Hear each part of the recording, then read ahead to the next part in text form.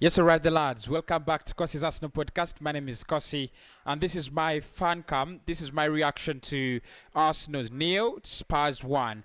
Like I said, every game we'll be looking at what went wrong, what did we do right, and exactly maybe what we need to improve. And this one is just easy. I think Arsenal need more quality players. As simple as that.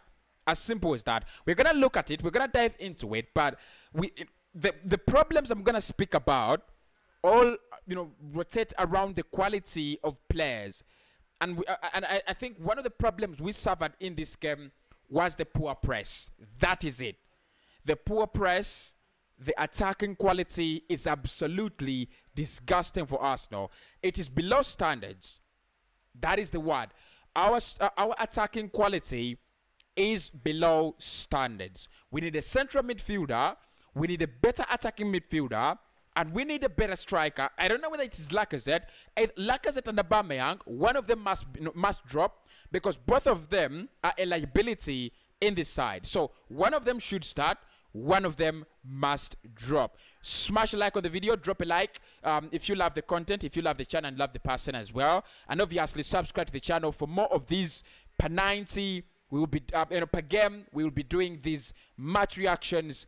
Arsenal is our club, and we need to look at what exactly is the problem. So there's so many problems in this game, really. I would have talked about it right back because I think Bellerin is another problem, but we will talk about Bellerin in terms of a press, in terms of how the right back actually causes imbalance in our press. The first thing I saw and the first thing I looked at in this game was Granit Xhaka, and I told you this in the preview that I will look at Xhaka and Albertine Lokonga. I had a reason as to why I was watching, as to why I was watching out for this partnership, and the reason as to why I was watching this partnership is so easy. When you have a player like Albert Sambi Lokonga, we've looked at Albert Sambi Lokonga's statistics in the match reaction. When you have a player like Albert Sambi Lokonga who wins possession, a player who actually sits deep and oversees the play of the club, your central midfielder becomes a little bit more comfortable. Your central midfielder becomes a little bit more useful, and because he gets the green light, he gets the ticket, he gets that freedom to roam around the midfield. That is what you know of central midfielders. They're playing on the right hand side, they're playing on the left, they're playing down through the middle, they're playing in their own half, they're playing in the opponent's half. That is a complete central midfielder. Xhaka is not one. There is no way we are going to attack teams, press them in their own halves with Granit Xhaka. The first problem I have with Xhaka is he comes very deep, receives the ball very, very deep. Literally, he receives the ball from Leno. In my case, Leno should be distributing this ball to Ben White, to Murray, and Albert Sambi Lokonga. Those are the three players that those are the players that should receive the ball from Ben Leno on most occasions. Obviously, we could have extra Bellerin and Kian as well. But as we start our attack, because we love playing out from the back, it should be Tierney, Bellerin, a little bit up front. Murray and Ben White and Albert Sambi Lokonga should be the three receiving that ball from the goalkeeper. Now, when Xhaka receives the ball deep, this is where the problems come. Xhaka doesn't dribble. Xhaka doesn't have pace. Xhaka's vision is a little bit not to standard. So what happens is when he picks up the ball, he literally just passes it to Tierney or passes it to Aubameyang, even just before skipping the center line, or he'll give it to Albert Sambi Lokonga in that area. Now, my problem with that is it delays our attacking process. It absolutely delays it.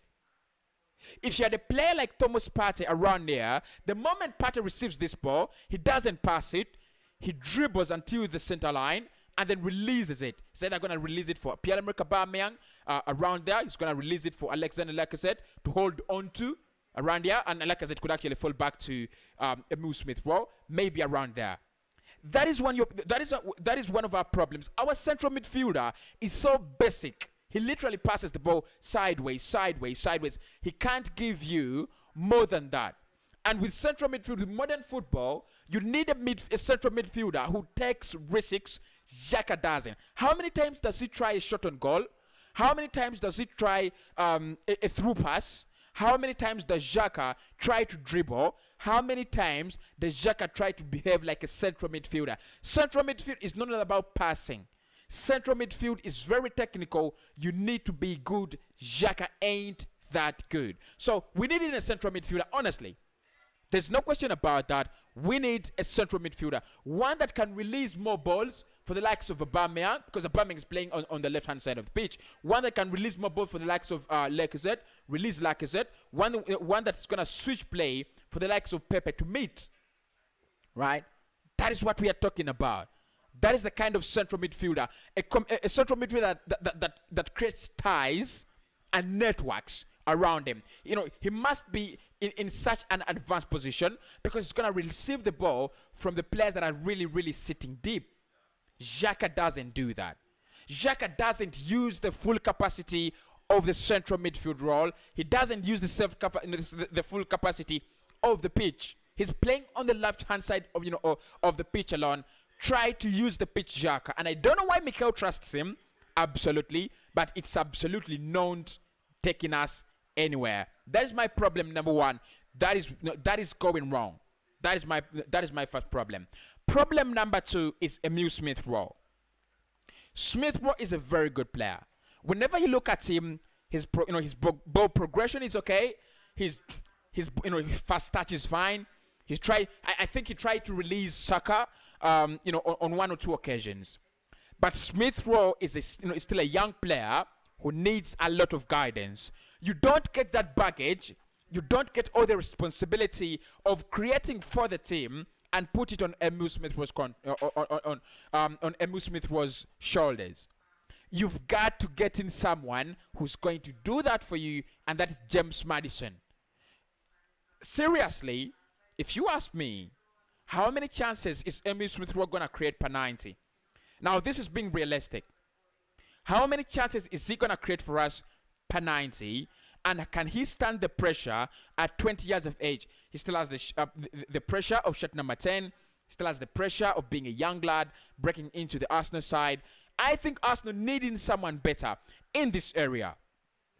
And for me, that doesn't mean Emile Smith-Rowe is trash. No.